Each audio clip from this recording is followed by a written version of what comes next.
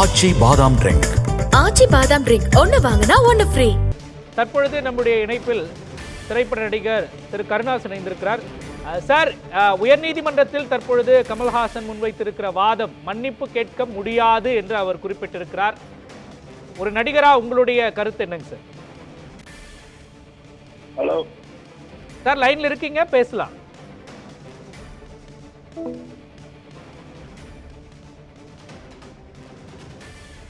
நடிகர் கருணாஸின் தொலைபேசி இணைப்பில் சிறு தடங்கள் ஏற்பட்டிருக்கின்றது. திராவிட மொழிகளின் தாய் தமிழ் என அனைவருக்கும் தெரியும் என்றும் கமல்ஹாசன் மன்னிப்பு கேட்க கூடாது என்றும் நாம் தமிழர் கட்சியின் தலைமை ஒருங்கிணைப்பாளர் சீமான் குறிப்பிட்டிருக்கிறார். கமல்ஹாசனுக்கு ஆதரவு தெரிவித்திருக்கிறார். மணிரத்னம் இயக்கத்தில் கமல்ஹாசன், சிலம்பரசன், த்ரிஷா உள்ளிட்டோர் நடித்திருக்கும் திரைப்படம் தக் லைஃப் வரும் 5ஆம் தேதி நாளை மறுநாள் வெளியாக இருக்கக்கூடிய சூழலில் படத்தின் ப்ரமோஷன் நிகழ்ச்சியில் ஒன்றில் கன்னட மொழி தமிழில் இருந்து பிறந்தது என்று சொல்லியதற்காக கன்னட அரசியல் அமைப்பினர் கமல்ஹாசனை புறக்கணித்து தக் லைஃப் திரைப்படத்தை கர்நாடகாவில் திரையிடக்கூடாது என்று போராடி வருகிறார்கள். இது தொடர்பான வழக்கு கர்நாடக உயர்நீதிமன்றத்தில் தற்பொழுது நடைபெற்று வருகின்றது. மன்னிப்பு கேட்பதில் கமல்ஹாசனுக்கு என்ன ஈகோ என்றும் கர்நாடக உயர்நீதிமன்ற நீதிபதி கேள்வி எழுப்பியிருக்கிறார். இந்த நிலையில் கர்நாடகாவில் தக் லைஃப் திரைப்பட வெளியீட்டை ஒத்திவைக்கிறோம் என்று கமல்ஹாசன் தரப்பு குறிப்பிட்டிருக்கின்றது. மன்னிப்பு கேட்க மறுத்திருக்கிறார் கமல்ஹாசன். தொலைபேசி வழியாக இணைந்திருக்கிறார் திரைப்பட நடிகர் திரு கருணாஸ். சார், கர்நாடக உயர்நீதிமன்றத்தில் நடைபெற்று வரக்கூடிய இந்த வழக்கின் வாதங்களை நீங்க எப்படி பாக்குறீங்க சார்? மன்னிப்பு கேட்க மறுத்திருக்கிறார் கமல்ஹாசன். ஆமா, மன்னிப்பு கமல் சார் மன்னிப்பு கேட்காதது சரியானது அப்படிங்கிறது என்னுடைய கருத்து. தவறு செய்யாத ஒருவர் எதற்காக மன்னிப்பு கேட்கணும்? மன்னிப்பு செய்யாத தவறுக்காக மன்னிப்பு கேட்டாதான் அதை நடக்கணும், ஏன் வலியுறுத்தணும், வற்புறுத்தணும்? சரி, என்ன தவறா சொல்லிட்டாரு, என்ன பொய்யான விஷயத்தை சொல்லிட்டாரு?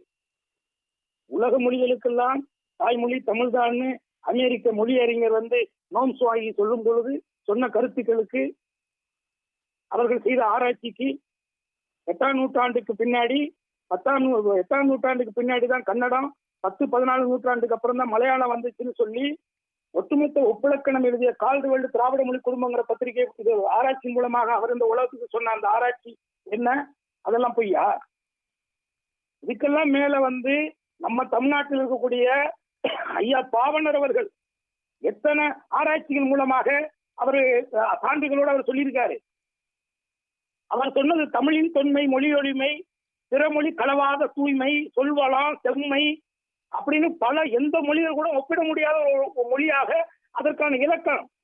ஏன்னா இந்தி மொழிக்கு கூட தமிழ் மொழி பொருந்துவதை, அந்த மொழியோட கூட சில வார்த்தைகள் பொருந்துவதையெல்லாம் ஆராய்ச்சி மூலமா சொல்லியிருக்காங்களே. முதற்றான மொழி, உலகத்துடைய மூத்த மொழின்னு ஆராய்ச்சி மூலமா சொல்லியிருக்காங்களே. கன்னடம், தெலுங்குல இருக்கக்கூடிய பிராகிருதம், சமஸ்கிருதம் எடுத்துட்டு அந்த மொழிக்கு என்ன தன்மை இருக்குன்னு கேட்டிருக்காரு. அதே மாதிரி மலையாளத்தில் இருக்கக்கூடிய தமிழ் சொல்லு சமஸ்கிருதத்தை எடுத்துட்டா அந்த மொழியுடைய தனித்துவம் என்னன்னு கேட்டிருக்காரு. ஆனால் எந்த நீங்க எழுத்துக்களை எடுத்தாலும் இந்நேர வரைக்கும் தன்னுடைய அந்த மொழி தன்மையிலிருந்து, பொருள் தன்மையிலிருந்து கொஞ்சம் கூட குறையாத ஒரு மொழியாக உலகத்திலேயே சிறந்து விளங்கக்கூடிய மொழி தமிழ் மொழிதான் பாவலர் பல ஆதாரங்களோட சுட்டி காட்டியிருக்காரு. அவங்க சொன்னதெல்லாம் அப்ப பொய்யா? இப்ப கமல் சார் தான் தப்பா சொல்லிட்டாரா? நீதிபதி அவர் என்ன சொன்னாரு சார்? இப்போ கர்நாடக உயர்நீதிமன்ற நீதிபதி என்ன சொன்னாரு? கமல் சார் இது மாதிரி இருக்கக்கூடிய நாங்கெல்லாம் திராவிட மொழிகள் ஒரு குடும்பம், ஒரு குடும்பத்திலிருந்து அந்த மாதிரி ஒரு கலை குடும்பத்திலிருந்து வந்தவங்க தான், போனவங்க தான், ஒரு உரிமையோட ஒரு மூத்த கலைஞரால அந்த நடிகருடைய தந்தை கர்நாடகாவில் இருக்கக்கூடிய சூப்பர் ஸ்டார் இந்த ராஜ்குமாரோடைய நெருக்கத்தை எல்லாம் இனங்காட்டி அடையாளம் காட்டி அவர் பேசினாரு. அப்படி பார்த்தீங்கன்னாக்க தமிழ்நாட்டில் தான் அவங்க ராஜ்குமார் உருவானாரு. கன்னட நடிகர்கள் பாதி பேர் இங்கதான் உருவானாங்க. தெலுங்குல இருக்கும் தமிழ் திராவிட மொழிகளே சரி, ஹிந்தி முதற்கொண்டு போஜ்புரி, ராஜஸ்தானி வரைக்கும் அத்தனை மராட்டிய படங்கள் எல்லாம் தமிழ்நாட்டில் எடுக்கலையா? இதுக்கு முன்னாடி இருக்கக்கூடிய மலையாள படங்கள், தெலுங்கு படம், கன்னட படம் இதெல்லாம் எத்தனை நாள் நீங்க எல்லாம் ஸ்டுடியோ கட்டுவீங்க? எவ்வளவு நாளா படம் எடுத்துருக்கீங்க? இதுக்கு முன்னாடி நீங்க எல்லாம் எங்க உருவானீங்க? தமிழ்நாட்டுல உருவானீங்க. இப்ப நான் சொன்ன உடனே ஏன் மேல வழக்கு போட்டீங்களா? நான் சொன்னது பொய்ன்னு சொல்லுவீங்களா? நீங்க முதல்ல சினிமாவை எங்க கத்துக்கிட்டீங்க? தமிழ்நாட்டுல தானே சினிமா கத்துக்கிட்டீங்க நீங்களா? இல்ல வேற எங்கேயா கத்துக்கிட்டீங்களா? அதுக்கு ஏதாவது சொல்லுவீங்களாப்பா? சரி, நாங்க சினிமா அமெரிக்கால போய் கத்துக்கிட்டோம் சொல்லுவீங்களா? சார் இப்போ திரைப்பட விமர்சகர்களை கோடாங்கி அவரு ஒரு கருத்தை முன் வச்சாரு. தமிழ் சினிமா வந்து கமல்ஹாசன் பின்னாடி நிக்கணும், அவருக்கு இந்த தருணத்துல ஆதரவை கொடுக்கணும் அப்படின்னு ஒரு கருத்தை பதிவிட்டாரு. நடிகரா உங்களுடைய பதில் என்னங்க சார்? நாங்க தான் நிக்கிறோம் இல்லங்க. நாங்க தான் முதல்ல கமல் சாருக்காக ஆதரவு தெரிவிச்சு நாங்க தான் அறிக்கை கொடுத்தோம். தென்னிந்திய நடிகர் சங்கம் தான் கொடுத்துச்சு. இன்னொன்னு புரிஞ்சுக்கங்க, இந்நேரம் வரைக்கும் எத்தனையோ எதிர்ப்புகளுக்கு நடுவுலையும் தென்னிந்திய நடிகர் சங்கம் தான் நாங்க பாதுகாத்துக்கிட்டு இருக்கோம். கர்நாடகம், மலையாளம், கேரளா, தமிழ்நாடு நாளும் சேர்ந்த ஒரு சங்கமா தான் இன்ன வரைக்கும் நாங்க கட்டமைச்சிட்டு இருக்கோம். என்ன இந்த போக்கு, இந்த சிந்தனை என்பது ஒரு கீழ்த்தரமான அரசியல். என்ன இது ஒன்றிய அரசு, இது நாட்டினுடைய இருக்கக்கூடியவர் இன்னும் கவனிக்கணும். உள்துறை அமைச்சர் அமித்ஷா அவர்கள் இதை கவனிக்கணும். என்ன உலகம் முழுக்க போய் பேசக்கூடிய பாரத பிரதமர் யாரும் ஊரே யாவரும் கேள்வி அங்கங்க திருவள்ளுவருடைய திருக்குறளை சொல்லி எடுத்துக்காட்டு சொல்லக்கூடிய நீங்க உண்மையிலேயே இது ஒரு தேசிய இனம் தான், ஒரு மூத்த இனம் தான், மூத்த மொழி தான் அப்படிங்கிறத இந்த நேரத்தில் நீங்க சொல்லணும். இந்த மாதிரி சின்ன சின்ன மொழி ரீதியாக சில விஷயங்களை வச்சு ஒரு தீவிரமான அரசியல் பண்றத ஆதரிக்கிறது, இதுக்கு ஒரு சப்பக்கட்டு கட்சிக்கு போறதெல்லாம் வரக்கூடிய சந்ததிகளுக்கும் வரக்கூடிய எதிர்காலத்துக்கும் இது ரொம்ப ரொம்ப தவறான ஒரு பின்விளைவுகளை ஏற்படுத்துங்கிறது மட்டும் உறுதி. அதுல மாற்று கருத்தே கிடையாது. சார் இப்போ மற்றொரு புறம் எந்த சூழலையும் சொல்லுங்க சார், இப்போ மற்றொரு புறம் நீங்க ஒரு திரைப்பட நடிகரா, ஒரு திரைப்படம் ஒரு பெரும் பொருட்செலவுல உருவாகிற ஒரு படம், அத்தனை பேர் உழைப்புல உருவாகிற ஒரு படம் ஒரு மாநிலத்துல வெளியாகல இல்ல லேட்டா ரிலீஸ் ஆகுதுன்னா ஒரு தயாரிப்பாளரோ அந்த திரைப்படத்தை சார்ந்தவரோ எந்த அளவுக்கு பாதிக்கப்படுவாங்க? சார் இதுல ஒண்ணு பெரிய பாதிப்பெல்லாம் ஒண்ணு இருக்காது சார். கமல் சார் படத்தை உலகத்துல இருக்க எல்லா மக்களுமே பாப்பா சார். மொழி தெரியாதவங்க கூட பாப்பா சார். வெள்ளக்காரன் பாப்பா சார், பிரெஞ்சுக்காரன் பாப்பா சார், டெக்ஸஸ் பாப்பா சார், இங்கிலாந்துக்காரன் பாப்பா சார், கனடாவில பாப்பா சார். ஏன் சார் உலகத்துல இருக்கக்கூடிய தமிழை மட்டும் பார்த்தாலே கமல் சார் இந்த படத்துக்கு போட்ட பட்ஜெட்டோட 10 மடங்கு கிடைக்கும் சார். வேண்டாம் சார், இப்படி மானங்கட்டெல்லாம் போய் ஒரு படத்தை ரிலீஸ் பண்ணி அதுல ஏற்படுற சில பொருட்களை வந்து லாஸ் ஏத்துக்கோம் சார். கமல் சார் பார்க்காத லாஸா சார்? தமிழ் சினிமாவில் கமல் சார் இழக்காத இழப்பா சார்? அதுக்காக மானத்தை விட்டுட்டா சார் வாழ்க்கை வாழ முடியும்? அதுவும் நம்முடைய தாய்மொழியை இழிவுபடுத்தும் போது அப்புறம் என்ன சார் இருக்கு? இதுக்கு மேல என்ன சார் வியாபாரம்? தேவையில்லை சார். இது ஒரு முக்கியமான தருணம் சார். சும்மா இந்த பூச்சாண்டி எல்லாம் மறுபடியும் காட்டிக்கிட்டு இங்க ஒண்ணு இது கிடையாது. சந்திப்போம், ஏதோ ஒரு நாள் சந்திப்போம். நாங்க தயாரா இருக்கோம். கமல் சாருக்கா எதையும் செய்யறதுக்கு நாங்க புரிஞ்சிருக்கோம்.